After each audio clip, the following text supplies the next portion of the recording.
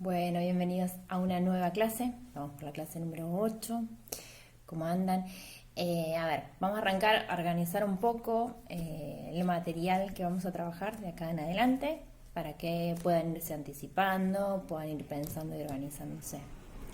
Nos quedan aproximadamente, creo que son 8 o 9 clases, de las cuales la última, acuérdense que cierre, o sea que esas las descontamos, y la anteúltima yo tengo que corregir de alguna manera.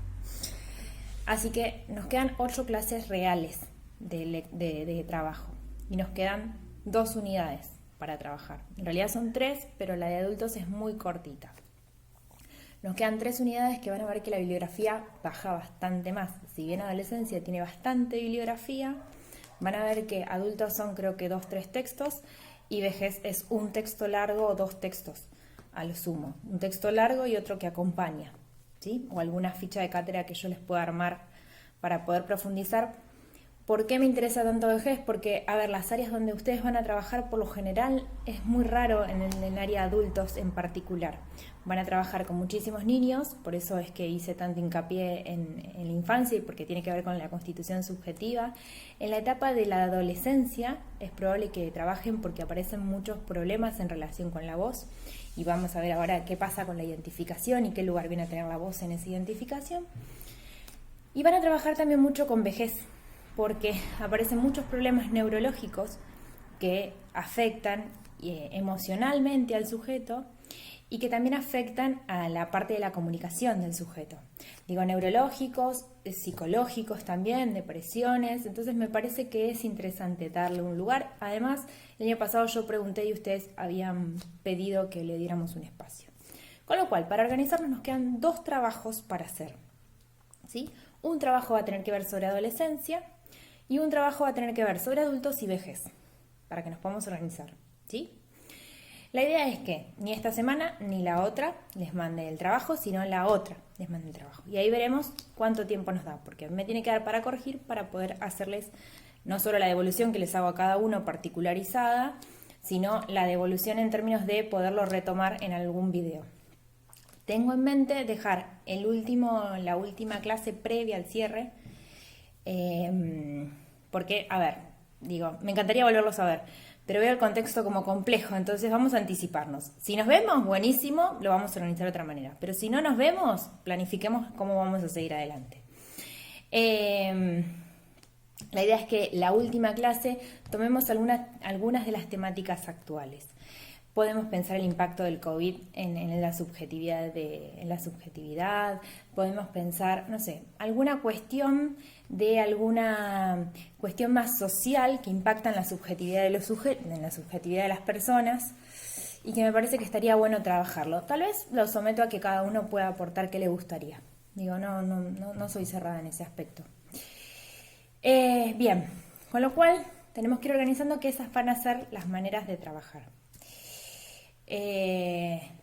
Para ir pensando en organizar la cabeza y ustedes poder organizarse los tiempos, que era lo que el otro día me dijeron. Mi idea es poder hacer un repaso respecto de las dudas que quedan respecto de la adolescencia, no pasándonos mucho más de la clase de devolución del trabajo y un poquitito más, así me dan tiempo a mí a corregirlo, y después hacer un repaso, lo que sería de conceptos que hayan quedado poco claros de adultos o de vejez, para que el que tenga que ir a final llegue bastante preparado y no sea algo complejo de rendir. Tiempo al tiempo, finales, esperen, no tengo idea cómo lo vamos a resolver, si va a ser presencial y si nos van a habilitar presencial. O sea que no me pregunten respecto porque no sé. Me encantaría que fuera presencial porque para mí es una actividad constructiva. Respecto de los trabajos, la verdad es que vienen laburando muy bien. Vienen con muy buena lectura, van adquiriendo el lenguaje.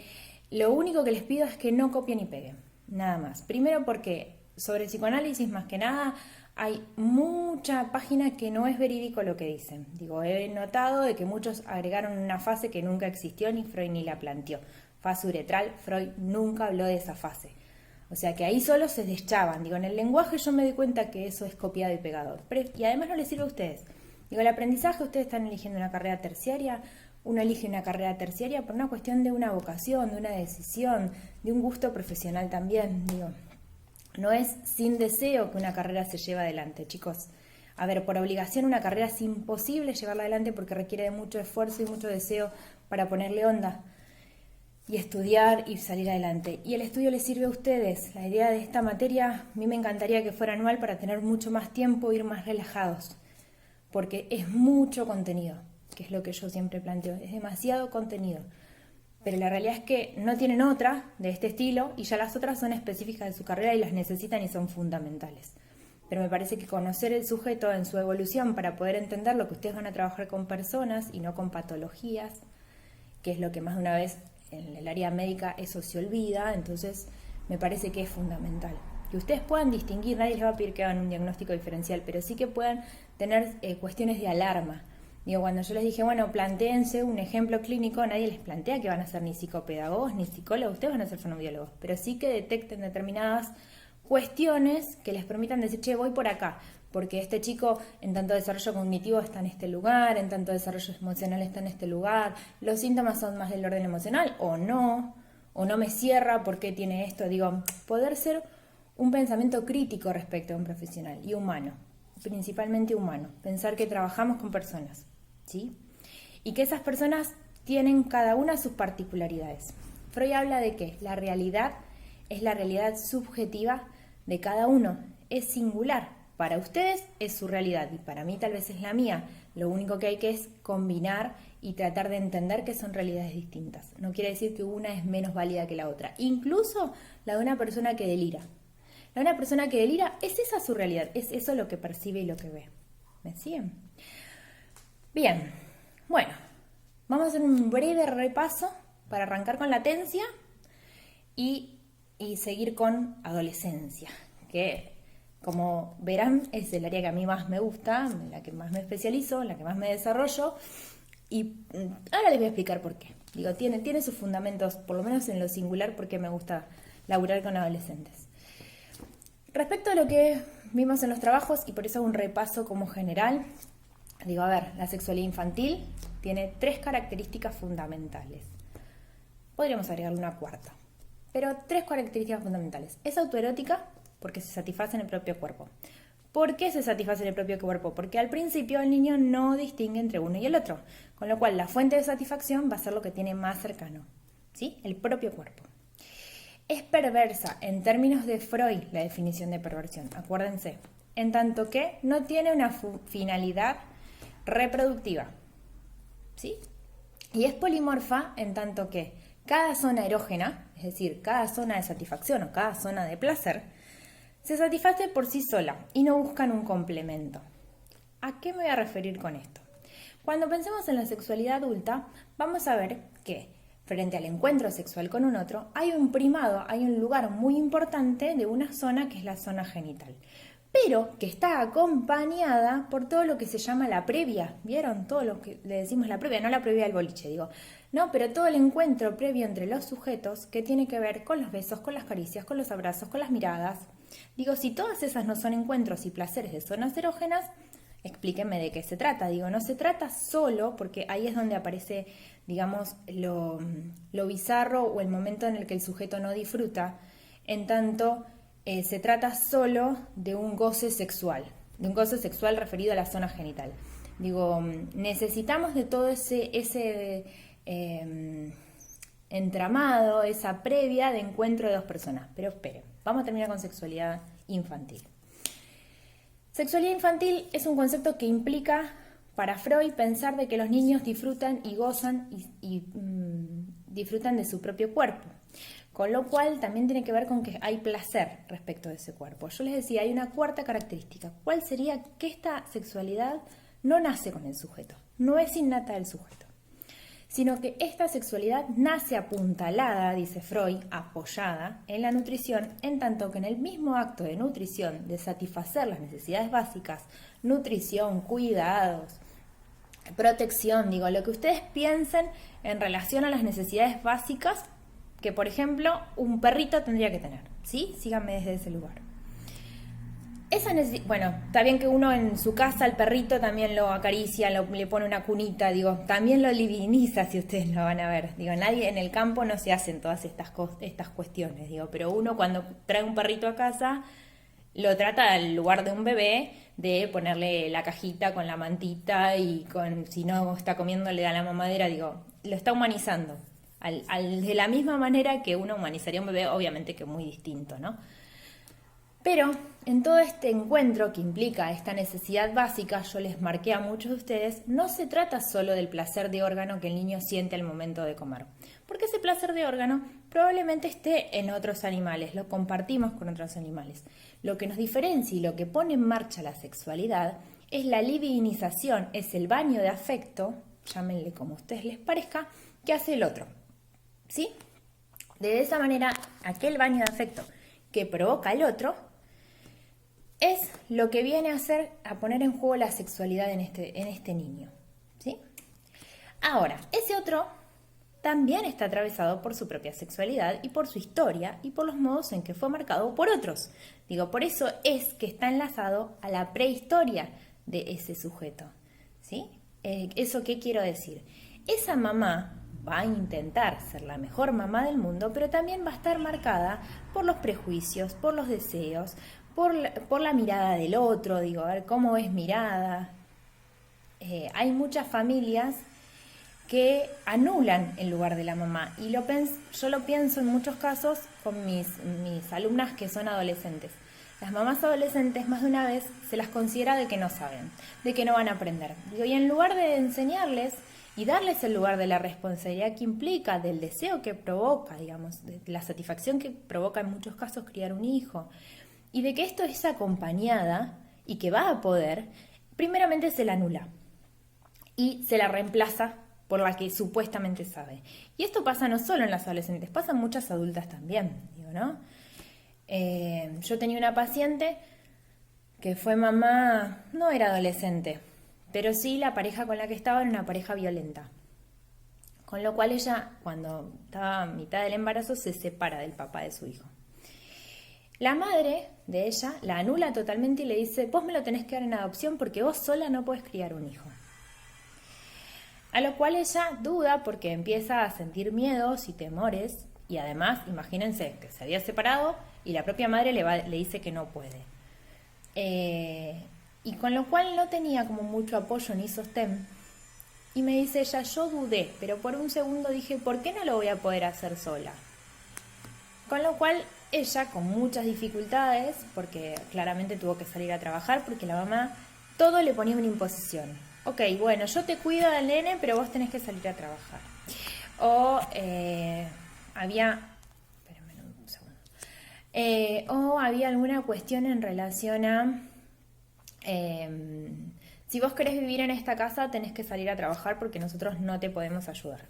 Digo, todas cuestiones que implicaban desautorizarla y hacer que ella no podía con ese nene. Cuando llegas vos, el nene se pone nerviosa. Cuando llegas vos, el nene no come. Bien, todas estas cuestiones todas estas cuestiones iban anulando a esta mamá, la cual cada vez se sentía más desautorizada, ¿sí? Entonces imagínense que ella llegaba de trabajar, había conseguido un trabajo de muchas horas muy lejos, porque era una mamá muy jovencita, entonces agarró cualquier trabajo. Perdonen, lo que pasa es que se desregula la luz del celular. Ahí está, ahí me ve mejor.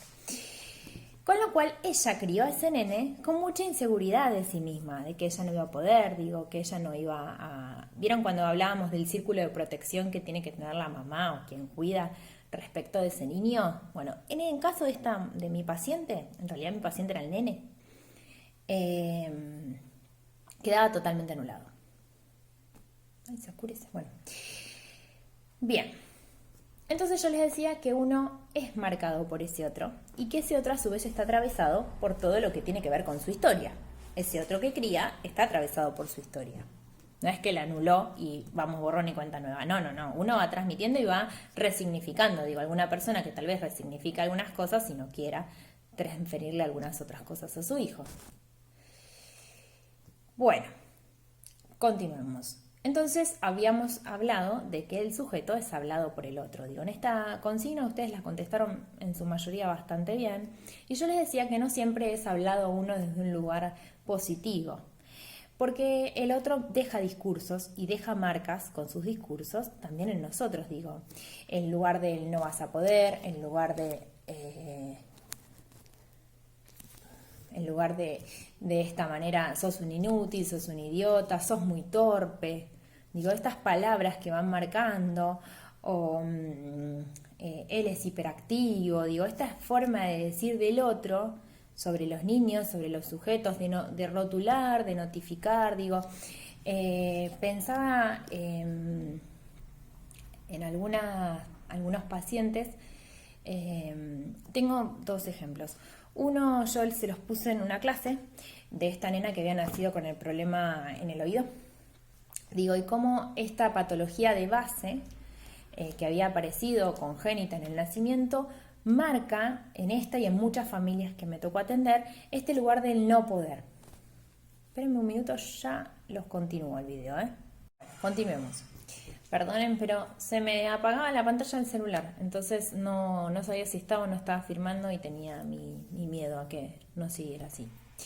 Bueno, con respecto a esto que veníamos hablando de que uno es marcado por ese discurso del otro, veremos que ahora en la adolescencia el sujeto puede de alguna manera cuestionar ese discurso que viene del otro. Y ahora la realidad es que con la fase anal no tuvieron grandes problemas como para definirla, varios entendieron la lógica que tiene esa fase, digo, el niño renuncia a la satisfacción que le genera controlar cuándo y dónde quiere por amor al otro. Ahora fíjense que en la fase fálica, que es la fase que sigue, y me parece que acá vamos a relacionar con latencia, fíjense que el niño no renuncia a eso que le satisface. Digo, fíjense que es también una lógica mercantil. A ver, lo que el otro tiene, en el caso de la fase fálica, en la fase anal, me resulta más atractivo que tener que ser yo quien controle, además está como gratificado.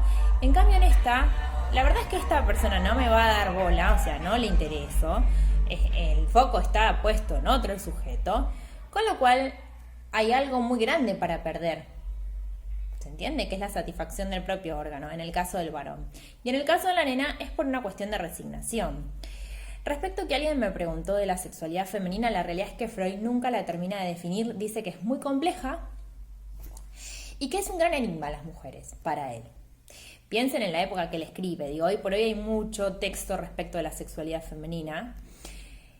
Me parece que en términos de sexualidades o femeninas o masculinas, digo, el mito, yo les decía, entiéndanlo como la lógica que estructura y como los saldos que deja. No sé si están así, digamos, tal cual como lo plantea Freud. Me parece que también necesitó como armar la novela para que uno la pudiera entender y él lo pudieran ser avalados. Digo, ¿se acuerdan cuando en la primera clase de psicología yo les decía que había paradigmas y que cada paradigma no quiere decir que la teoría no sirva más, sino que era qué teoría tenía más fuerza política o hegemónica en ese momento, digamos, en el campo científico? Bueno, me parece que Freud lo que necesitaba era que se lo avalaran científicamente. Que no fue nada fácil, Le costó mucho, incluso el exilio en la época de la Segunda Guerra Mundial. Y que sus libros terminaron muchos de sus libros quemados, o sea que la situación fue compleja. Volviendo, porque siempre me voy de tema.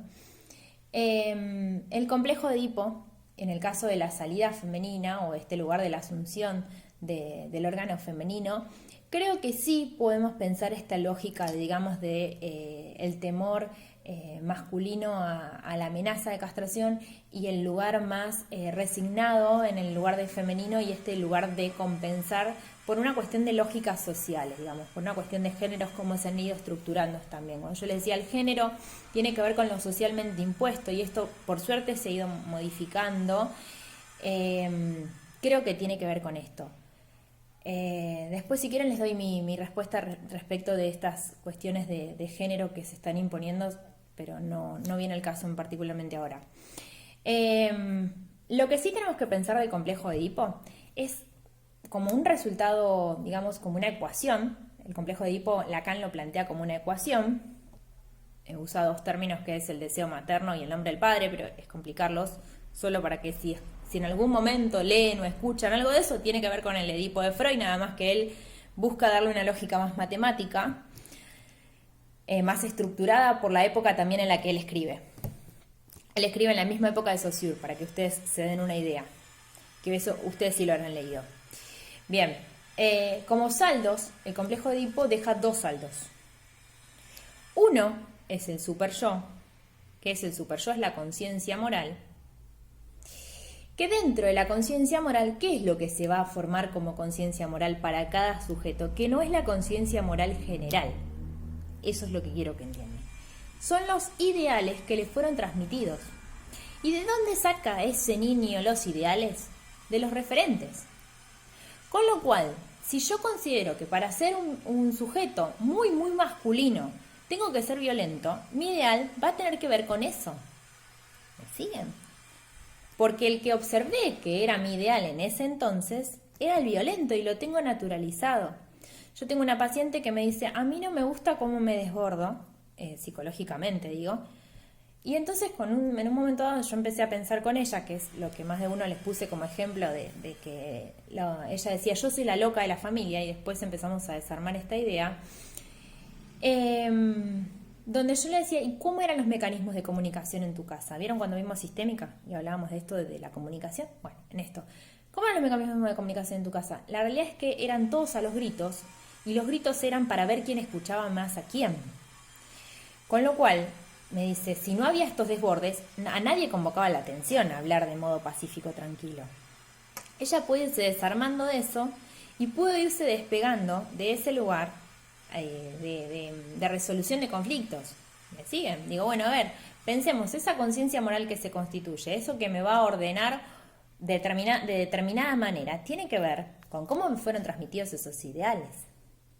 Si el ideal de la mujer ideal es aquella que es sumisa y soporta y sostiene, ojo que en la adolescencia esto se resignifica, por eso les digo, pongan una pausa, no es que la infancia marca, pero no determina, nada determina, todo marca, pero no determina.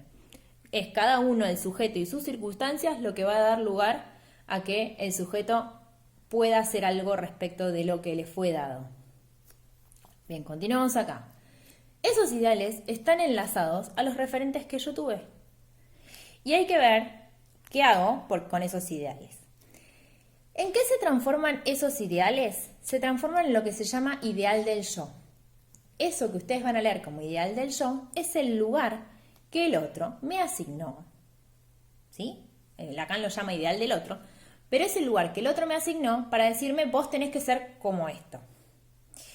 Primero acuérdense que en la primera infancia teníamos el yo ideal. Ahora hay un pasaje al ideal del yo. ¿Qué quiere decir este cambio de palabras? El yo ideal, yo soy lo que mamá quiere. Ahora yo tengo que ser de esta manera para ser bueno. Ojo, porque este ideal del yo es un ideal que juega con mucha fuerza en el control de los impulsos. ¿Se acuerdan cuando el año pasado vimos las tres instancias yoicas, subjetivas de constitución del psiquismo, en la segunda tópica de Freud, que habíamos hablado que había un ello, un yo y un super yo? Tres instancias. ¿Qué habíamos dicho? Que el yo era la instancia que mediaba. ¿Entre qué? Entre el ello y el super yo. Fíjense, como cuando fuimos viendo el recorrido de la constitución subjetiva, vimos que estas instancias se fueron constituyendo. El ello, como ente en relación a los instintos, en relación a lo pulsional, está desde un comienzo y funciona en el inicio de la vida de modo como ustedes me lo refirieron con el principio de placer, por ejemplo. Lo displacentero lo expulso, lo placentero es propio. Digo, eso es un mecanismo muy del ello. Entonces, cuando tengo hambre lloro descontroladamente. Fíjense que en los niños con patologías más graves, el ello es más difícil de controlar. Son mucho más impulsivos. En patologías graves, lo que se llama TGD por lo general, porque hay otras patologías más del lado del TEA que por lo general este ello no se puede expresar y se expresa de otra manera. Pero fíjense que en el caso de las patologías que son la psicosis también, los desbordes psicóticos, tienen que ver con esta imposibilidad de controlar el ello. ¿Y qué tiene que ver con que no puede controlar el ello? Con que tampoco hay una instancia yoica bien constituida. Fíjense que nosotros dijimos que no había yo desde el comienzo, que ese yo se va constituyendo, se va construyendo. Y habíamos dicho que ese yo que se va construyendo también iba construyéndose con el cuerpo, ¿se acuerdan? Bien. Ahora nos falta la tercera instancia yoica. La tercera instancia, otra vez vuelve a ser el mismo fallido, la tercera instancia subjetiva, que es el superyo, que se constituye en el complejo de Edipo. Yo les dije que daba dos saldos el complejo de Edipo. Les describí el superyo, conciencia moral, ideales. Acuérdense que de dónde saco los ideales de mi rival. Digo, Freud lo dice de esta manera y en realidad, más allá de la lógica de enamoramiento o no enamoramiento, hay un orden de que el otro me representa. ¿Sí? Bien. Luego de otra de las cosas que deja el complejo de Edipo son las prohibiciones. ¿Por qué son tan importantes las dos prohibiciones y no solo una? Digo, el parricidio y el incesto. Porque una condiciona a la otra. Si yo anulo al rival, puedo acceder al incesto. ¿Sí? Si yo anulo el incesto, pero puedo concretar el parricidio, no se estaría dando la lógica tampoco que me haría salir del complejo de Edipo. ¿Sí? A ver, es complejo porque son conceptos muy abstractos. Van a ver que a partir de ahora ustedes van a empezar a entender mucho mejor los textos. Y esto se debe al gran Piaget, que nos dice que tenemos los marcos asimilatorios. Van a ver que los textos que son de adolescencia son mucho más fáciles de lectura que los textos de niñez. También, ¿por qué? Porque Freud no habló de adolescentes. Freud lo único que nos va a decir es que hay un periodo que luego de la sexualidad infantil, esta sufre como un sofocamiento, como que se aplaca. Y es la latencia. Y luego aparece un periodo de explosión sexual nuevamente, que él llama la pubertad, la llegada de la pubertad como hecho biológico, y el comienzo de la sexualidad normal, la conformación normal definitiva. Fíjense los nombres que le pone, o sea, como ¡wow! Así, no podés cambiar nunca más. Piensen en la época que él escribe. Y después él se dedica a estudiar de allí en adelante y todo lo que tiene que ver más que nada con la infancia. Queda un bache grande para estudiar respecto de lo que pasa en la adolescencia. Por suerte tenemos mucha producción nacional respecto de la investigación de la adolescencia y otros autores que son bastante más contemporáneos. Entonces les va a ser mucho más fácil la lectura porque los ejemplos que hay suelen ser más actuales y son más fáciles de comprender en la práctica. Hago al otro costal.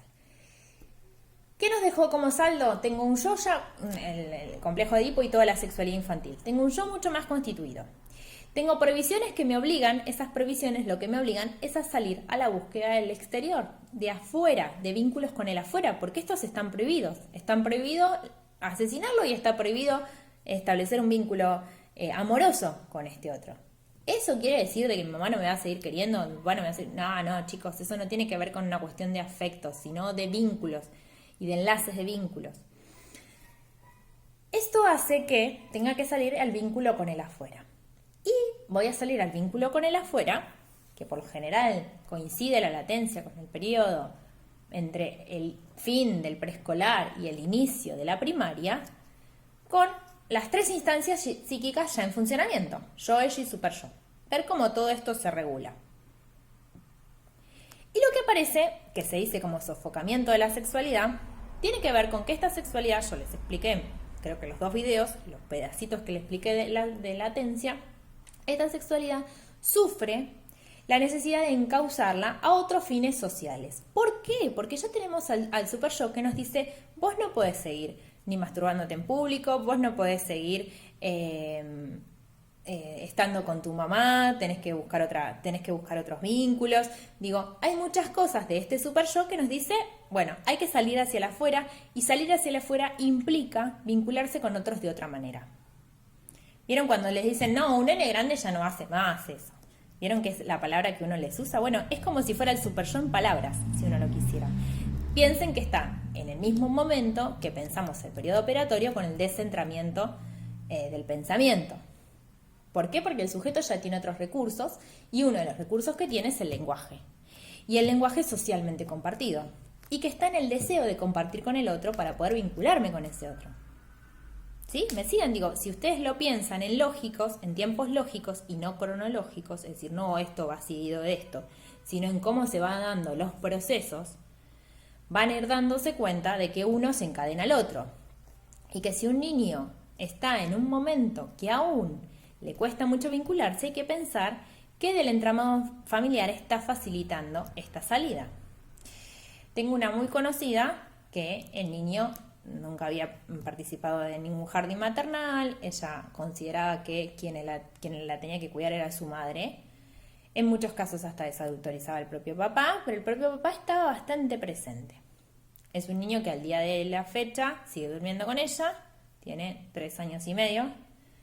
El padre se fue a dormir al living porque ella consideraba de que ya iba a ser momento que él se fuera de la cama. Se enojó con la pediatra porque la pediatra le dijo que no le estaba haciendo bien al nene. Y empieza jardín este año con 3 años. Tiene que dejar los pañales este año, con lo cual no los quería dejar.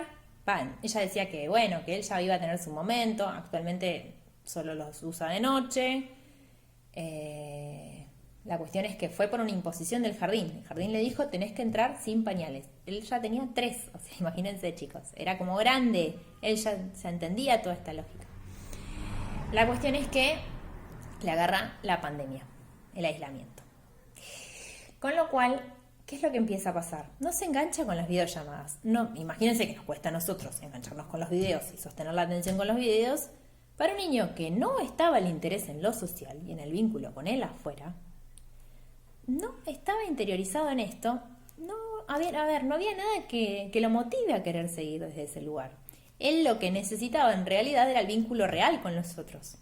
Que tal vez el vínculo real le pusiera un límite a la mamá también. Digo, el hecho de que la mamá se tenía que quedar afuera y no podía entrar al jardín, hacía de que tenía que soportar que otros lo criaran de otra manera. Digo, con ciertas pautas que ella podía poner, pero que lo criaran de otra manera. No al modo de su mamá o de ella. ¿Me siguen? Digo, cómo lo social también implica al sujeto a que hay ciertas cuestiones a nivel de la sexualidad autoerótica que tienen que irse cortando. ¿Sí? Saludablemente, digo, no lo digo desde un lugar peyorativo, sino saludablemente. Bien. ¿Ven? Acá les hice un cuadrito. No sé si se puede llegar a ver. Tenemos la sexualidad infantil, el momento de la latencia y lo que se llama la sexualidad como conformación normal definitiva o sexual definitiva. Freud le dice normal en términos de que establece como la norma de lo esperable, pero siempre va a decir que la sexualidad, si se fijan, en la parte de donde está la sexualidad adulta sería, o genital, está en la perversión. Digo, la perversión en términos de que Freud lo piensa de esta manera para decir respecto de que no tiene la meta, como la meta sexual, la reproducción en sí misma. ¿Me siguen? Sino que la meta tiene que ver con el placer y con el encuentro con el otro. Pero hay una cuestión respecto de la sexualidad adulta, a diferencia de la sexualidad infantil, está en la búsqueda del encuentro con un otro, ¿sí? De la satisfacción en el encuentro con el otro. Digo, más allá de que pueda haber autoerotismo propio, digo, en la masturbación o singular o personal, digo, también tiene que ver con una cuestión del encuentro con el otro que no está en la sexualidad infantil. Bien. Bueno, como verán, yo acá puse caída del complejo de Edipo. ¿Ven? Caída del complejo de Edipo. Tenemos el momento de silenciamiento de la sexualidad y después aparece la pubertad, con lo cual la latencia queda en este intermedio entre estos dos procesos que implican procesos psíquicos. Digo, la pubertad ya vamos a ver que no es solo un proceso biológico. Fíjense que acá están las características que yo más o menos les describí y acá van a ver las características de la sexualidad adulta. Bien, continuemos. ¿Qué pasa con esa sexualidad? Yo les decía, se silencia, se sofoca, se necesitan hacer diques, se necesita contener esa sexualidad, porque socialmente y culturalmente también el contexto condiciona al niño. Lo condiciona a que se tiene que sentar y mirar a un pizarrón quieto y observando y prestándole atención para poder aprender la lectoescritura, por ejemplo. Lo condiciona que los tiempos de recreo son determinados, a diferencia de lo que tal vez es la práctica preescolar o la práctica del jardín de infantes, que tiene que ver más con el juego, lo lúdico, las canciones, los videitos, la cuestión de poder moverse con más soltura. Más allá de que la escuela va estructurando momentos y tiempos para cada actividad, digo, la hora de juego, la hora de juego simbólico, la hora del cuento, la realidad es que hay mucha más libertad en el movimiento de los cuerpos, que no es el condicionamiento que el cuerpo implica en el momento de la escolaridad primaria, ni hablar de la escolaridad secundaria, ¿no? Pero fíjense cómo lo social también nos va condicionando en el dominio de nuestro propio cuerpo también, ¿sí? Fíjense, el contexto actual nos hizo dominar nuestro cuerpo a estar sentados muchas horas compartiendo videollamadas con otra gente, que tal vez en otro momento el trato no era tan fluido, pero ahora lo necesitan y lo ameritan en otros contextos, ¿sí? Haciendo videollamadas, digo, muchos de ustedes son docentes, hasta con los propios padres, con otras redes diferentes y modos de tener más plasticidad en poder adecuarnos a este contexto. Entonces fíjense cómo lo social condiciona hasta el movimiento de nuestro propio cuerpo. ¿Qué aparece como innovación? Es el desarrollo intelectual y social. Intelectual en términos de cognitivos, de aspectos cognitivos, donde hay una mayor complejidad y hay lugar para la representación. Digo, piensen que el lenguaje ya está instalado, ya hay una representación del lenguaje a nivel de imágenes mentales generales, nos decía Piaget, y a nivel social aumenta la autonomía del sujeto y la dependencia cada vez se hace más relativa del entorno familiar. Digo, el sujeto cada vez va ganando más la posibilidad de ser como autónomo en la realización de ciertas acciones. Más allá de que el cuidado, el respeto, el cuidado y la responsabilidad sigue estando desde el lugar del adulto, el niño tiene mayor autonomía. Que podríamos decirle que es un prepuberal, digamos, el de la latencia. Y lo que se pone en marcha es lo que yo les marqué a muchos de ustedes como la pulsión epistemofílica. ¿Qué es la pulsión epistemofílica? A ver, en el periodo de la fase fálica de la sexualidad infantil, se desarrolla algo que los niños suelen formar que se llaman teorías sexuales infantiles. Las teorías sexuales infantiles son teorías, son construcciones, son respuestas que se arman los niños a preguntas respecto de la sexualidad. Digo, la sexualidad a los niños les hace preguntas. ¿Por qué tenemos distintos, digamos, por qué nos vemos distintos las nenas que los nenes? Los chicos, la respuesta es, vos lo tenías y te lo cortaron y yo no lo tengo. Digo, esa es la respuesta que Freud encontró. Habría que repreguntarse ahora cómo sigue siendo esta respuesta con los cambios sociales que ha habido, digo, ¿no? Los niños, ¿cómo nacen? Entonces los chicos empiezan a preguntarse respecto de cómo nacen y empiezan a armar teorías y fantasías respecto de cómo los niños llegan al mundo, de cómo los niños son concebidos. Y lo arman a partir de las cosas que fueron recabando a partir de pequeños datos o cuestiones que se empiezan a ir imaginando. Pero ¿cuál es lo fundamental de estas construcciones teóricas? Lo fundamental de estas construcciones teóricas es que el niño se puede empezar a preguntar y se despierta algo del orden de la curiosidad del niño. Esta capacidad de curiosear, esta capacidad de aprender, de investigar, que es lo que lo que Piaget nos dice como este pequeño investigador, tiene que ver con el desarrollo de una nueva capacidad cognitiva que tiene que ver con poder construirse teorías, construirse respuestas a estas preguntas. ¿Y cómo construye esas teorías? Con lo que fue escuchando ese nene, con lo que fue escuchando va construyendo las teorías. Fíjense que es muy copado, a mí me parece a veces bueno, mirar algún algún programa de infantil y cómo desde la mente de un niño, porque a veces están muy bien logrados, empiezan a explicar cómo ellos piensan o se imaginan determinadas cosas del mundo de los adultos. Yo cuando era más chica había una serie que se llamaba Los Rugrats, capaz que alguno tuvo la oportunidad de verlo o de compartirlo con hijos, sobrinos, primos, hermanos, y era muy interesante porque eran bebés y que ellos se imaginaban el mundo de los adultos y cómo construían esos mundos que eran bastante fantasiosos. Piensen que eso tiene que ver con el despliegue de la fantasía. Eso tiene que ver con la función de sublimar, con el mecanismo de defensa de sublimar. ¿Qué hago con toda esa energía sexual que está así como una olla efervescente? La canalizo y la canalizo en un lugar que es socialmente aceptado, que tiene que ver con el desarrollo de la fantasía, con el desarrollo de conocimiento, con el intercambio con los otros. ¿Sí? Bien. Estas son maneras de ir canalizando esta energía sexual. ¿Qué es lo que sucede? Que hay dos mecanismos de defensa que funcionan como preponderantemente en la latencia. Uno es la sublimación, que tiene que ver con canalizar esta energía sexual en actividades que son socialmente consideradas como valiosas, el aprendizaje, el dibujo, la danza, las artes marciales. Vieron que los chicos cuando empiezan primer grado y primaria empiezan a vincularse a muchas cuestiones y actividades sociales y culturales. ¿Sí? Entonces uno ve que empiezan a hacer muchas actividades. Es el modo de ir canalizando toda esa energía sexual. Y estas actividades tienen que ver con también aprender el vínculo con el otro. ¿Por qué? Porque el arte marcial implica, por ejemplo, aprender ciertas pautas, ordenar el cuerpo, dominar ese cuerpo. El dibujo tiene que ver con expresar algo que uno siente y poderlo poner en una hoja en blanco, que es un encuentro bastante complicado para cualquier sujeto. Digo, fíjense cómo nos pasa a nosotros en una entrevista laboral cuando te dicen dibuje algo. Digo, la dificultad es para un adulto, por la cuestión de sentirse muy juzgado, sentirse observado, el condicionamiento de entrar o no entrar a un trabajo, y para un niño no. Digo, hacerme un dibujito es de algo del orden de lo que más de una vez es muy cotidiano de los niños. O te hago un dibujito, o están en la sala de espera, les va a pasar, y te traje un dibujito para regalarte. ¿Por qué te traje un dibujito para regalarte? Porque de alguna manera lo que el niño sigue buscando es la confirmación de que hay otros que lo van a seguir queriendo. Digo, fíjense desde ese lugar. La importancia que el niño le da al vínculo que construye con los otros adultos.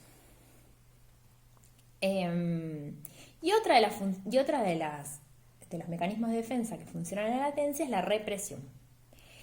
Este mecanismo de defensa, que es necesario, porque yo les decía, bueno, la sexualidad de algún modo se tiene que reprimir, es complejo en el punto de hasta qué punto, hasta qué modo se produce la represión. Vamos a encontrar de que el niño al comienzo de la latencia, por eso el autor lo divide en dos tiempos, al comienzo de la latencia tiene una represión como más instalada, más fuerte, y lo que se produce son los diques anímicos, que ahora les explico qué es, y luego va relajando esta represión y estos diques ya no son tan hiperintensos. ¿Qué son los diques anímicos? Son cuestiones del orden cultural, pero que están exacerbadas. Por ejemplo, la vergüenza, el pudor, el asco, la limpieza, la moral. Digo, cuando los niños se ponen como exacerbados, digo, vos los ves que, por ejemplo, se lavan muchas veces las manos, o todo lo contrario, digo, no se quieren bañar, no se quieren lavar. Digo, es saber qué pasa con la represión, cómo funciona la represión. Cuando esta represión es hiperintensa, lo que se va a dar a formar son las formaciones reactivas. Estas formaciones reactivas son rasgos o síntomas que son característicos de la latencia y hay que ver cómo persisten o cómo se coordinan y cómo van flexibilizándose a lo largo de la etapa. Si estas cuestiones, estos síntomas, estas formaciones reactivas, que son mecanismos de defensa, siempre que piensen en mecanismos de defensa, es de qué se está queriendo salvar este sujeto. ¿Sí? ¿De qué no está queriendo saber? ¿Se acuerdan que nosotros cuando hablábamos del inconsciente y el regreso de lo inconciliable, de eso que el sujeto no quiere saber, que aparece disfrazado en los síntomas? Digo, la formación reactiva es esto. Un niño que es hiperintenso con el tema de la limpieza. ¿Qué es lo que no soporta? ¿Qué es lo que no está pudiendo soportar? ¿Qué es lo que quiere o que está sucio o que permanece sucio? ¿Qué es lo que está sucio? Digo, a veces son hiperintensos con la limpieza y son niños encopréticos. Encopréticos quiere decir que se hacen caca o pis encima. Eneuresis es decir, se hacen pis encima. Encopréticos se hacen caca encima. Yo les había contado, y me lo hizo acordar uno de los alumnos, un caso de un pacientito mío que yo les había explicado que tenía una familia bastante desmembrada y una familia que se iban agregando personas todo el tiempo. Yo les decía que lo trajo el papá por una cuestión de que él decía que no sentía que lo reconocía él solo como papá, sino que este nene hablaba de un segundo papá, que era la pareja con quien la madre había estado a los meses de que él había nacido, hasta hacía un par de años, y era el padre de uno de sus hermanos. El sujeto, el padrastro, digamos, para poner una palabra, porque ya estaba separado de la madre, con lo cual tampoco tenía un lugar, sí había construido un vínculo con este nene, pero empezando a observar varias cosas y conductas de este adulto, y después la justicia me lo confirmó, no es que lo digo yo sola, empezamos a registrar de que este sujeto tenía conductas lo que se llaman perversas. Yo las llamo perversas no a lo que Freud denominaba como la desviación de la meta sexual de la reproducción, sino perverso llamo, yo se los expliqué creo en otro video, a aquel sujeto que goza o disfruta ubicando al sujeto, a la otra persona, como un objeto de su dominio y produciendo angustia en este otro sujeto. Esa es la definición de perversión. Fíjense que en los violadores esto funciona, fíjense que hay un goce y una satisfacción en ver sufrir al otro. Y esto pasa más de una vez sin llegar al extremo de una violación o un asesinato, sino que pasa en otros contextos también. Digo, hay sujetos donde ustedes van a sentir, me dejó con una sensación de angustia. Digo, capaz que hay algún rasgo perverso de parte de ese sujeto. Lo van a notar con padres, con madres, con abuelos que pueden llegar, con algún otro profesional. Digo, es una sensación que provoca ese otro. Y por lo general tienden a ser la búsqueda del encantamiento de ese sujeto. Bien, ¿qué pasaba con este nene? Yo les había comentado, creo que se los había adelantado, este nene no le gustaba jugar a nada que se desordenara. Y en la escuela, era un 10 en la escuela, no le prestaba a nadie ningún lápiz por temor a que se los perdiera. Empiecen a escuchar, por temor a que se los perdiera. No prestaba las cartas que se compraba, las de Fortnite, porque si no se las iban a desordenar y él no iba a poder volver a encontrar el orden. Y se las iban a romper. Entonces me las traía al consultorio y me las mostraba, pero yo no podía jugar con ninguna. Y no podíamos jugar con ese juego, porque los juegos de él no se juegan porque se pueden desordenar y romper. Si uno empieza a analizar la historia de este niño, era una historia de mucho desorden. Imagínense que yo les contaba, la mamá y el papá se separan, apenas ella queda embarazada. Están juntos, duran 2 meses, se separan. El papá no tiene vínculo con el nene por 10 meses, mientras la mamá está con otra pareja. A su vez, en este tiempo vuelve a quedar embarazada, tiene otro hijo, luego se separa de este hombre, el padre lo encuentra a los 10 meses, tiene vínculo con este nene, a su vez está en pareja con otra mujer. Luego de un tiempo, él decide tener otro hijo, la madre vuelve a desear tener otra hija, tiene otra hija real, con otra pareja a la cual no está en vínculo. A todo esto súmenle que el niño se mudó 25 millones de veces de casas, con lo cual no quería que se le desordene más nada. Esa es una formación reactiva. Que yo hablé con el papá de la necesidad de tener ciertas estabilidades en muchas cosas. Estabilidades en horarios, estabilidades en rutinas, que el nene necesitaba lógicas de con quién iba a estar esta semana y hasta cuándo iba a estar esta semana con ella o con él. Porque el papá tal vez se lo llevaba, después al papá le surgía un cambio de horario, entonces decía llevárselo a la mamá trabajaba en contraturnos, entonces a veces se lo dejaba a la abuela. Digo, era un quilombo la cabeza de este pibe. Y sumado a esto, que esta persona, cada vez que él salía de la puerta de la escuela, aparecía este hombre adulto en la puerta de la escuela, le traía regalos como Nintendos, Wii, todo lo que un chico quisiera. No era nada del otro mundo, buzos de Fortnite, pero carísimos. Y le decía, nos prohíben vernos, no nos dejan vincularnos, ellos son los malos, digo. El nene llegaba angustiadísimo. Y para encima le costaba mucho poner en palabras su angustia. Se angustiaba en soledad y tenía esta cuestión muy escrupulosa con la escuela. No podía sacarse menos de un 9.50. El día que se sacó un 9 llegó llorando a la casa del padre. ¿Qué te había pasado? Digo, fíjense cómo los ideales se iban construyendo. Y yo les decía que a mí me llamó la atención que cuando el nene sale, el padre le dice mi rey.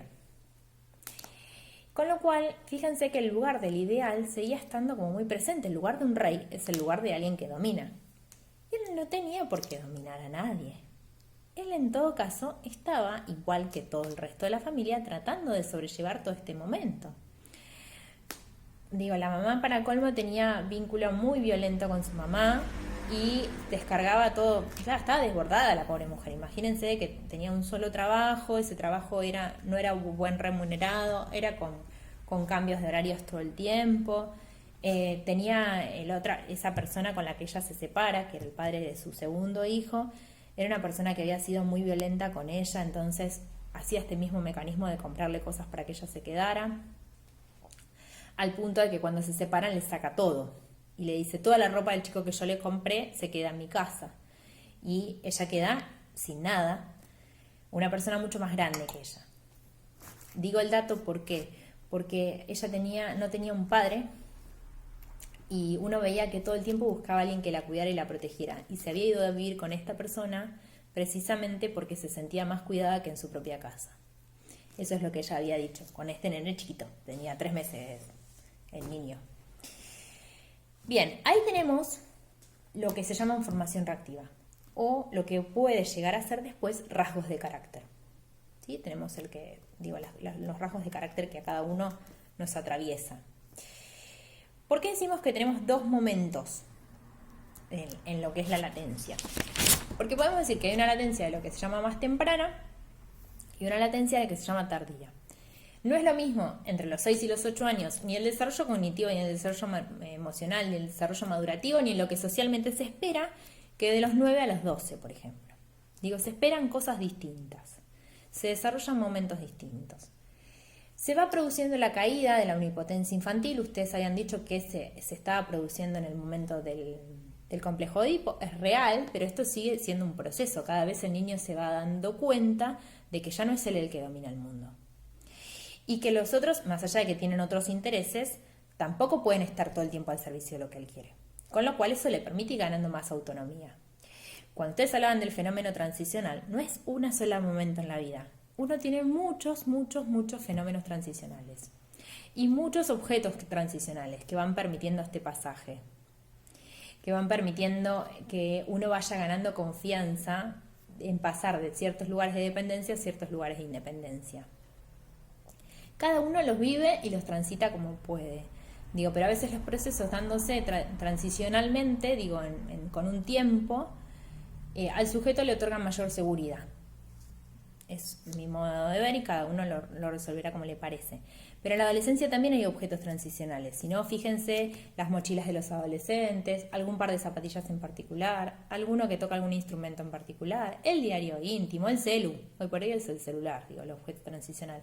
El objeto de vinculación con el mundo exterior sin estar sintiéndose desprotegido por el otro todavía. Vamos paso a paso. Tenemos un momento más represivo, que es el de la latencia temprana, y un momento menos represivo y más sublimatorio, que es el de lo que sería la latencia más tardía. ¿No hay sublimación en el principio? Sí hay sublimación, y es importante que en la latencia haya más predominancia de sublimación, o sea, de la capacidad de este niño de sublimar esa energía sexual, que de represión.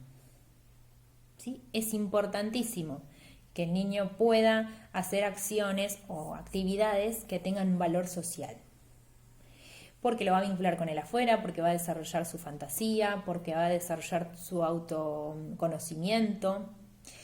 Pero el yo también se sigue formando. Más allá que lo tenemos un yo más constituido, donde apela al principio de realidad, donde ya el principio de placer no es el que maneja el mundo, sino que es el principio de realidad, en tanto el sujeto empieza a pensar y a vincularse con otros, lo tenemos mayor constituido en lo que se le llama la latencia tardía, que ahí está en su modo de regulación como más claro entre lo que son las otras 2 instancias psíquicas. ¿Qué quiero decir con esto? Piensen que este yo también está aprendiendo a cómo negocia con este super yo, que en un principio de la latencia es mucho más fuerte. ¿Sí? Por eso son los niños mucho más tímidos, mucho más pudorosos, a veces son muy escrupulosos con la limpieza, a veces son muy moralistas, entonces te dicen, esa palabra no se dice. Así no se visten las nenas, esta cuestión a veces es el género que aparece, ¿no? Y después esto puede ir aflojando un poco. Porque el yo aprende a dominar también al super yo. Ya aprendió a dominar el ello, ya lo está manejando bastante bien. Pero apareció esta instancia del super yo que empieza a ser como ultra represiva. ¿Por qué? Porque el super yo me dice qué está bien y qué está mal para determinados ideales. O sea que no es lo que está bien y lo que está mal. Es en consonancia con determinados ideales que está bien y que está mal. ¿Sí? Para que ustedes lo entiendan en el mecanismo.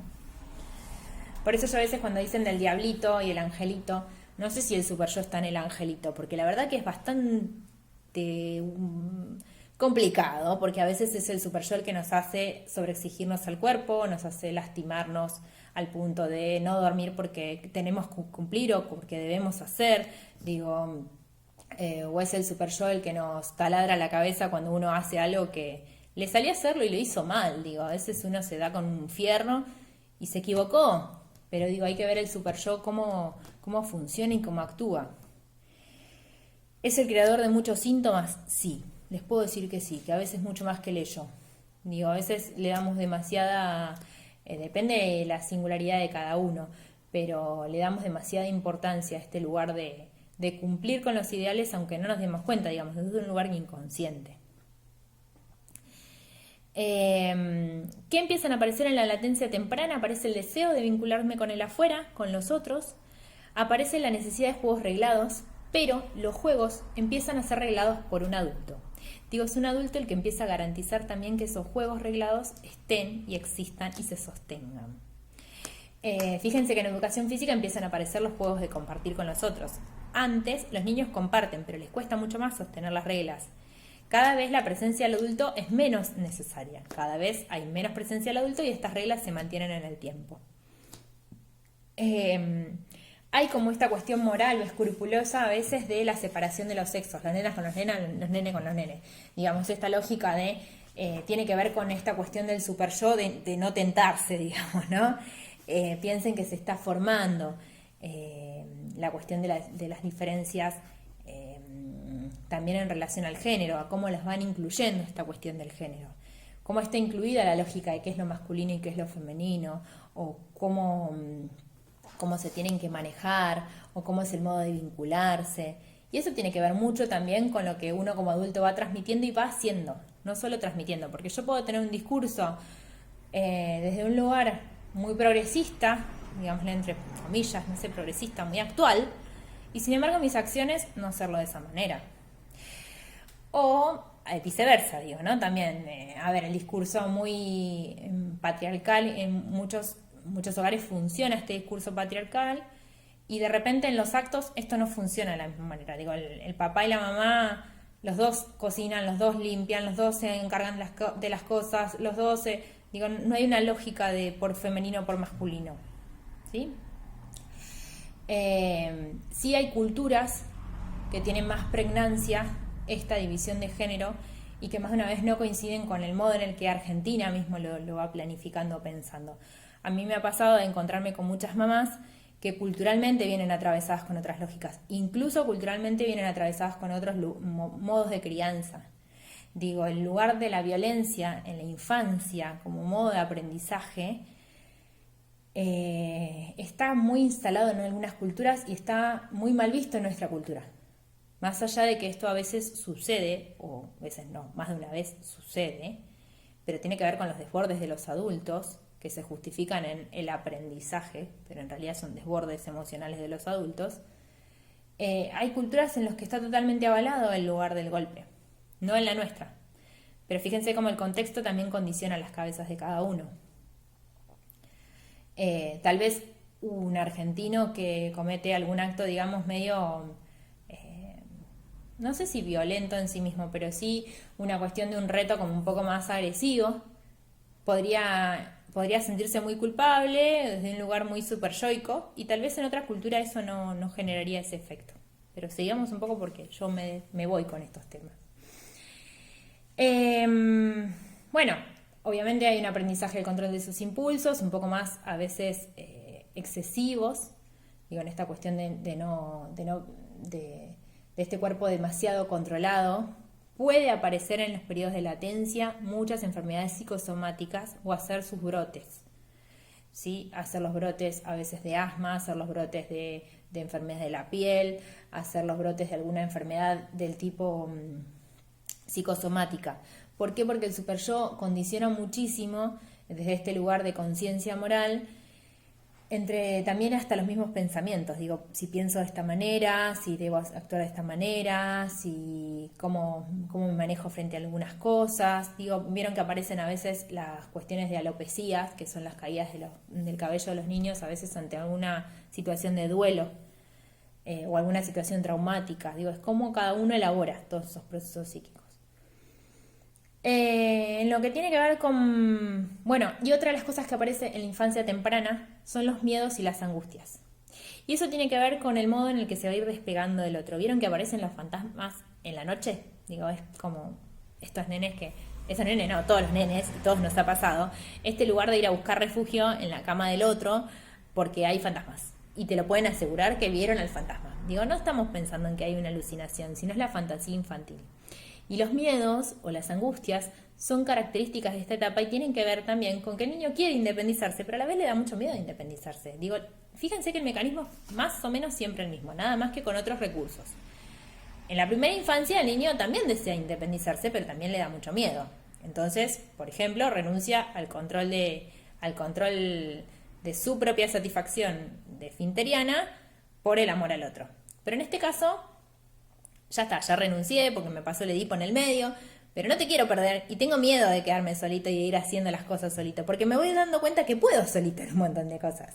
¿Me siguen? Entonces estos aprendizajes también generan miedo, estos avances del niño, esta independencia, esta autonomía que uno va ganando, también genera miedo. Digo, le pasa a un adolescente también, que un adolescente cuando ve que puede con un montón de cosas, a veces necesita volver y ver que el otro va a estar. Y que va a estar ahí y que te va a estar resguardando, cuidando. ¿Sí? Bien. ¿Qué pasa con la adolescencia tardía? Se le llama tardía porque es la que continúa la primera etapa, no porque es más tarde de algo. A eso me quiero referir.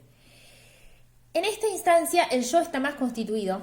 El sujeto puede distinguir entre sus capacidades, sus fortalezas, sus debilidades, pero también está muy vulnerable a las palabras de los otros adultos.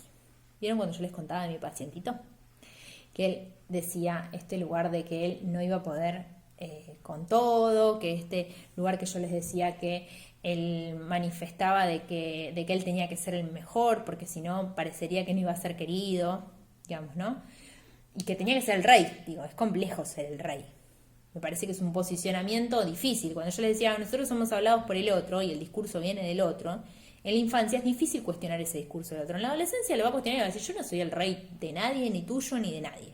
Pero en el caso de la infancia, el discurso parental tiene un discurso muy preponderante y hay que responderle a ese discurso. Y no es fácil ser el rey de... ¿Sí? El rey de ese castillo enlocado sería, porque la verdad que era una familia bastante loca en su organización. Bueno, en este segundo momento, donde hay un yo más autocrítico, un yo que puede ser más reflexivo, más flexible también, ya piensen que lo esperable es que la resistencia que la represión ya no funcione como un mecanismo tan arraigado, sino que dé más lugar a lo sublimatorio, y lo sublimatorio también hablo del aprendizaje escolar. Digo, el aprendizaje escolar tiene que ver con sublimar el aprendizaje, la curiosidad, la investigación, la capacidad de los niños, que yo creo que la educación tiene que ir más por ese lugar, por el lugar de despertar la curiosidad y cuáles son las preguntas que los niños se hacen. No tanto, si bien el lenguaje, uno necesita cierta planificación, me parece que también darle lugar al interés de los niños podría potenciar que ese aprendizaje sea más interesante para ese niño, que lo desee aprender, que desee tener ese conocimiento. Pero bueno, después lo hablamos. Respecto a educación me planteo, pero toco de oído, digamos, del lugar de psicóloga y desde el lugar de trabajadora en educación. Bueno, las figuras incestuosas ya han sido abandonadas en este lugar de que ya no se vuelve a la intención de volver a cumplir con ese lugar de incesto, ya se entendió de que con esos no, sí quedaron estos ideales y estas identificaciones. Identificaciones que son inconscientes y que nos vamos a dar cuenta a veces en nuestro propio análisis, cómo nos identificamos a algún lugar paternal o maternal en este lugar y por qué nos identificamos. Digo, a veces uno funciona. ¿Está mal que nos identifiquemos? No, de ninguna manera, son los que nos dieron origen. A veces, cuando esas identificaciones generan malestar o pregunta, sí está bueno cuestionarlas y repensarlas. Y hay que ver esa identificación que provoca en cada sujeto, que genera en cada sujeto. Si genera un malestar, digo, si no hay malestar, uno no es quien para juzgar a nadie. Si un sujeto, si un sujeto no se hace una pregunta de querer cambiar algo, uno no puede intervenir. Ni ustedes como profesionales, desde el lugar de la fonoaudiología, ni yo desde mi lugar de psicología. Si el sujeto no tiene el deseo de cambiar algo, de preguntarse algo de respecto de por qué hace, por qué le pasa lo que le pasa, van a ver que van a chocarse contra una pared. Digo, la demanda tiene que construirse a veces con el paciente. Supónganse, no sé, le llega un docente que se queda afónico. Y el médico le dijo, miren, no es un problema, digamos, es un problema fonoaudiológico que usted tiene que poder manejar mejor su voz. Y él viene diciéndoles que él no tiene ningún problema, que él habla así y que es afónico por momentos. Digo, si no hay pregunta, si no hay lugar, si no hay deseo de querer cambiar algo, se van a encontrar con una pared. Por eso yo les decía, no juzguemos todos los comportamientos de todo el mundo. Juzguemos si el otro, no juzgar, en todo caso analicemos, sería la palabra, analicemos si el otro, eso le genera un malestar, eso le genera un padecer, eso lo quiere cambiar. Lo mismo tenemos que hacer con los niños. Si al niño le molesta hablar mal, vamos a poder cambiar algo. Y si al adulto le molesta que el niño hable mal, es por qué le molesta, qué es lo que se le está jugando con ese niño. A veces es la mirada crítica de su propia familia la que se le juega en el adulto. No es querer ayudar a ese niño, es ser juzgado, es verse mal si ese niño no habla bien porque me tratan de mala madre, o de mal padre. No es el lugar de que quiero que hable bien. Pasa, chicos, a ver, uno siempre piensan en marcos idealizados a veces de situaciones y no siempre suceden esas. Continuemos. ¿Qué otra cosa se desarrolla? Es que el niño empieza a separar mejor la fantasía de la realidad. Este ingreso y egreso del juego es mucho más fácil, con lo cual puede desestimar más las fantasías. Ya no se desarrollan tanto estas cuestiones fantasmáticas de los fantasmas. Vieron que empieza a caer desde ese lugar. Vieron que cae el lugar del mito de Papá Noel, cae el lugar del mito de los Reyes Magos, cae el lugar del mito del ratón Pérez, pero todos esos mitos sí funcionaron en lo que sería la latencia temprana. ¿Por qué? Porque aún la fantasía tenía un lugar más preponderante que la reflexión o que el pensamiento. Un nene de 8, ya igual el mito de los Reyes Magos con los niños como se van desarrollando no dura más de los 7 años. Pero ya empieza a cuestionar y a decir, no, che, pará, pero con camello no puede entrar por acá. Y uno le empieza a armar toda la zaraza, pero llega un momento dado que, no, un ratón no puede entrar por acá, porque si entra el ratón se lo come el gato. Digo, esas cuestiones.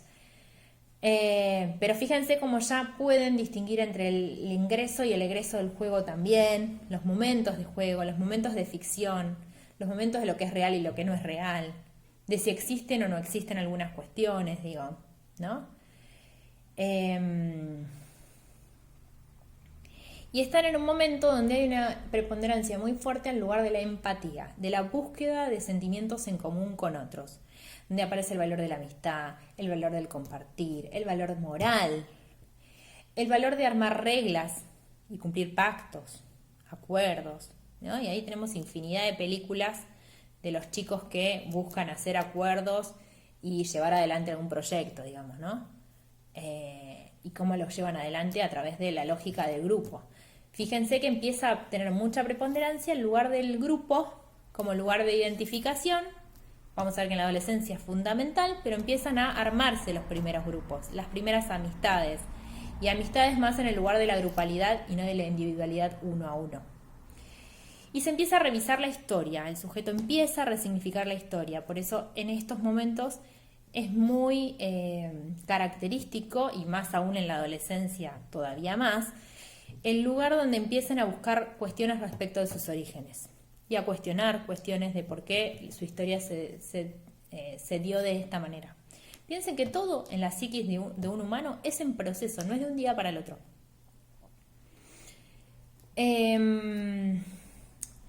Otra de las cosas que aparece es en el lugar de potencia, de sentirse en el lugar de potencia, no con respecto al otro, tiene que ver con el lugar de la competencia. Entonces empiezan a saber respecto de su rendimiento, compitiendo con los otros, estableciendo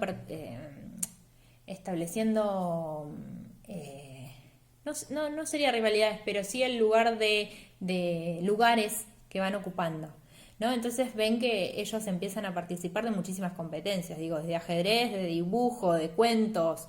Fíjense que ellos necesitan ubicar en qué son buenos y en qué no. Es un modo de irse conociendo, de que uno va encontrando como su beta, digamos, también, ¿no? Y cómo va desestimando actividades que las inician y las abandonan. Yo me acuerdo que el pacientito que yo les contaba que no hacía nada en clases, que no hacía tareas, ¿qué me decía el papá? El papá, que siempre venía a sesión y lo traía el papá, y era un papá que escuchaba un montón y que él fue el que tuvo la intención de traerle una psicóloga. Él decía desde el vamos que necesitaba una psicóloga y la mamá decía que necesitaba una psicopedagoga. Necesitaba ambas. Y trabajamos en conjunto con la psicopedagoga y trabajamos genial con ella. ¿Vieron el paciente que yo les conté que se levantaba a las 5 de la mañana y que iba a la escuela a las 8:30? Y que el nene era súper colaborativo con todos sus compañeros y sabía un montón de dinosaurios y de muchas otras cosas que buscaba por internet, pero él usaba el mecanismo de la voz de Google. Yo les contaba que es muy inteligente, era una capacidad de desarrollo de poder usar una aplicación de modo muy práctico, digamos. Y tenía ciertas cuestiones, digamos, del orden de la reducibilidad en ir y buscar qué video había visto, cuál video no había visto, cómo ir a buscar otros videos. Había aprendido a manejar el Minecraft a través de mirar distintas aplicaciones, digo, tenía como muy desarrollado a nivel cognitivo. Solo lo que le faltaba era tiempo de atención del otro para que ese deseo de aprender estuviera encauzado en ese lugar, no en un lugar obligatorio. Para que se pudiera sublimar esa energía en un lugar que fuera valorado socialmente por los otros y no en un lugar peyorativo de no sabés, no sos un hiperactivo. Digo, desde la escuela me llegaron a decir desde este lugar de que no sabía si le iban a renovar la matrícula y desde este lugar de que este niño necesitaba una medicación para que se quedara quieto. Después, si los encuentro, les voy a mandar un video sobre la medicación en la infancia. Yo les decía que no necesitaba ninguna medicación ese niño. Tal vez necesitaba asignarle ciertas actividades, como ser, por ejemplo, el que iba a buscar todos los cuadernos y él tenía que recordar y leer los nombres de sus compañeros para entregárselo a cada compañero. Digo, darle una responsabilidad y una acción acorde a sus posibilidades, donde él se sintiera importante. Y a su vez con sus papás trabajar el tema del descanso y del cansancio de ese nene. Y del tiempo que necesitaba de esa mamá que estaba muy absorbida por su trabajo. Yo les había contado. Me olvidé bien a qué. El papá me contaba. Lo anoté en fútbol y no quise ir más. Lo anoté en karate y no quise ir más. Y entonces yo le preguntaba cómo iba, si él se quedaba a esperar a mirarlo la clase, qué era lo que pasaba. La realidad es que este nene no quería más actividades. Porque él ya tenía un montón de horas de juego en la guardería a la que él iba. Que ahí hacían actividades. Él no quería otra actividad y no necesitaba desgastar más energía, que ya la tenía bastante desgastada, pobrecito, estaba recansado. Y este papá se enojaba porque él no se enganchaba con ninguna actividad sublimatoria, digamos. Pero él sublimaba de muchas otras maneras. Era genial dibujando, era genial jugando, era muy creativo jugando. Esos juegos tenían que tener cierto enganche para que él se armara la fantasía de poder jugar, que en un principio éramos rivales y luego éramos parte de un mismo equipo. Pero bueno, esos juegos tenían que tener una historia, algo que sostuviera. Y algo que lo sostuviera él también, que tenía un lugar que lo esperaba. Él llegaba y también hacíamos un juego que era el intercambio de objetos. Entonces él traía un juguete, yo se lo guardaba y él se llevaba un juguete mío. Y ese interjuego hacía de que él sabía que siempre estaba disponible algo para que él se llevara. Digo, es un juego que yo suelo hacer con varios chicos para este lugar de construir la pertenencia. Y después habíamos hecho una caja de los juguetes que a él le gustaban usar y que él consideraba que tal vez no debía a todos compartirlos, que si se los podía guardar, y bueno, yo se los guardaba. Era la caja de él y mía, y era en la caja que teníamos nuestros juguetes, decíamos nosotros, una forma de nombrarlos. Bien. Como para ir cerrando la latencia. ¿Qué aparece en la latencia como desarrollo? Es la angustia señal. ¿Se acuerdan que ustedes me habían dicho que en la fase fálica se empieza a desarrollar la angustia señal? En la fase de la latencia es la angustia, empieza a ser la señal de que va a venir un peligro. Digo, ante una situación donde yo me siento que el otro puede no estarme dando bola, el otro está como muy concentrado con su trabajo. Esto que hacía este chico empezaba a ser algún síntoma. No llegaba al desborde de angustia como en un niño chiquito que empieza a llorar, sino que él empezaba a hacer un síntoma para que el otro tuviera una noción de lo que estaba pasando. A veces se angustiaba, estas angustias venían a poder ser calmadas como mucho más fáciles que la angustia traumática, que necesita la acción inminente. Fíjense que en la angustia señal los nenes lo manifiestan en este lugar, yo les decía, los terrores nocturnos, no de la pesadilla que levantan en gritos y llantos, porque esa es angustia traumática, esa angustia nos pasa a todos cuando nos levantamos de una pesadilla o cuando pasamos una situación sumamente traumática. Esa angustia opera de un modo inminente, nos roban y nos aparece después una situación de ansiedad o de ataque de pánico. Eso tiene que ver con la angustia traumática, con algo que no se pudo elaborar. Ahora, la angustia señal es la angustia que nos anticipa que algo va a ser peligroso o algo me tengo que anticipar o me pongo nervioso por algo, me preparo para determinada situación. O nos vamos a dormir y necesito que me leas el cuento para saber que vos vas a estar, que me vas a ahuyentar los fantasmas, las mil y unas cosas que como creatividad se nos ocurren como adultos a veces para acompañar a estos niños. Y lo que aparece también en este lugar del grupo, y a mí me parece como importante para pensar, porque es un problemón en la escuela, el grupo este que construye valores y que construye el lugar de pertenecer a, también puede construir un lugar bastante complicado en lo que se llama el acoso escolar. ¿Por qué un lugar, yo les digo, complicado? Porque el lugar del grupo a veces invisibiliza, en el caso de esta latencia donde aún el yo se está constituyendo en las referencias de los otros, también de sus otros pares, invisibiliza la responsabilidad de cada uno en ese grupo. Entonces los victimarios quedan borrados porque si a este lo cargan, si a este todos lo cargan, ¿qué mal hago yo cargándolo? Si no hay algo del orden de ciertos valores establecidos como muy fuertes, el niño puede ser sujeto de algún otro que tenga una fortaleza y que tenga una cuestión bastante violenta o agresiva a querer transmitir como ideal. ¿No? Hay que ver el lugar del líder del grupo, que a veces sí tiene que ver con alguna cuestión, singular respecto de la agresividad, del modo de identificarse al lugar de ser el que domina el grupo y que ese dominio tiene que ver con buscar a un otro en menos. Y el lugar de la víctima del acoso escolar también tiene que ver con pensar qué lugar tiene el desarrollo de su autoestima en esta latencia. ¿Eso justifica que lo violente? No, de ninguna manera. Pero lo que quiero decir es que tanto el victimario como la víctima tienen roles y posicionamientos ubicados que para el victimario puede usar esa falencia de esa víctima. Y pasan todos los órdenes, ¿no? En las relaciones violentas, por ejemplo, el victimario sabe del poder que tiene sobre la víctima que necesita o quiere o requiere de ciertas cosas para estar en dependencia con este. En los casos de bullying uno puede escuchar de los nenes que soportan el bullying y que este bullying se inicia a veces como una cuestión de...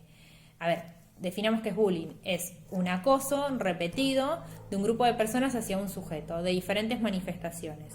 Desde lo verbal, desde lo físico, existe el ciberbullying, que es muy preocupante porque se borra identidades en muchos casos. Los sujetos pueden usar perfiles falsos, entonces es una situación muy compleja para el niño que es víctima de esa situación. Y por otro lado es pensar también qué lugar se da como sujeto esa víctima, por qué al principio comienza a tolerar ese maltrato. Y hay que trabajar mucho el lugar de la no tolerancia a ningún tipo de maltrato. Y qué lugar tiene su autoestima, su conformación del yo, el lugar que la necesidad de pertenecer a un grupo, por qué lo hace soportar en determinadas cosas. Y me parece que hay que trabajar con los chicos también el lugar de la corresponsabilidad respecto de esos actos de violencia, que son actos de violencia. Lo que el texto se pregunta, y me parece que es como interesante para pensar, no me quiero olvidar de nada del texto en particular, es la idea de que si se puede dar la latencia en este contexto. Si se puede dar la latencia en un contexto de niños hipersexualizados a veces por las cámaras de televisión, las modas, los programas de reality shows. Digo, ahora están, por lo menos en nuestro país, no están tan presentes. Pero hubo una época, creo que fue, ahora no sé, 5 o 6 años atrás, que se daban muchos programas donde se exponían a los chicos a competencias, a ser juzgados por adultos, a ser expuestos a muchas horas de ensayos. Y la realidad es que habría que pensar ahí cuánto había del niño, cuánto había del deseo del adulto. Preguntarme. Por otro lado, niños maltratados, niños con familias que son desarticuladas, diría yo, ¿no? Familias que son, familias ensambladas no sería el problema. Porque si hay familia, que sea como sea, pero no digo yo, la familia que haya. Mi definición de familia es la que dice Berenstein o la que sostiene Bleichmann, que es alguien que sostenga y contenga a un niño. O sea, que haya una diferencia generacional entre uno y otro y alguien que se haga cargo de sostener emocionalmente y como responsablemente de ese niño, responder por ese niño y contener afectivamente a ese niño. No importa si es el vecino, la madrina, el primo, el hermano mayor, no importa. Que si son una pareja adoptiva, si es una pareja homo, hetero, lo que quieran ustedes definirla. No me parece que haga el caso, sino lo que sí me parece es que haya estos dos lineamientos, que haya una diferencia generacional, un adulto respecto de uno más joven, o un niño o un adolescente, que se haga cargo desde su responsabilidad legal y desde su responsabilidad afectiva y de contención de lo que ese niño adolescente necesita.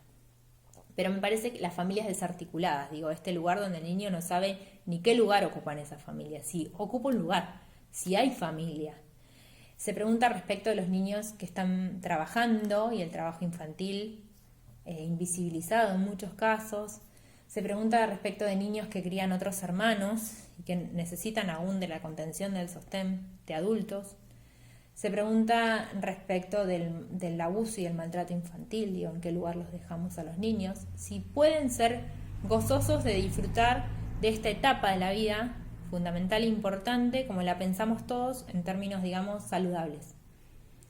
Se los dejo como pregunta y es algo que plantea el texto y me parece que es piola para pensarlo desde ese lugar. ¿Qué contextos y en qué contextos se puede dar esta latencia y en qué contextos no?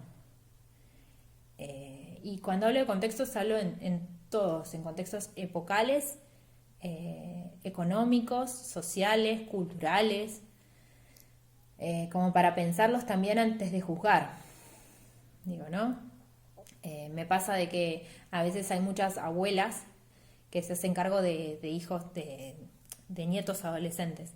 Y la diferencia generacional hace que a la abuela le cueste entender ciertas lógicas o necesidades de los adolescentes actuales, tal vez. Entonces hay que trabajar un poco de las necesidades o los vínculos o el tipo de lenguaje que manejan, que siempre es una diferencia generacional en el adolescente. Bueno, corto acá y el próximo video es un video sobre la adolescencia.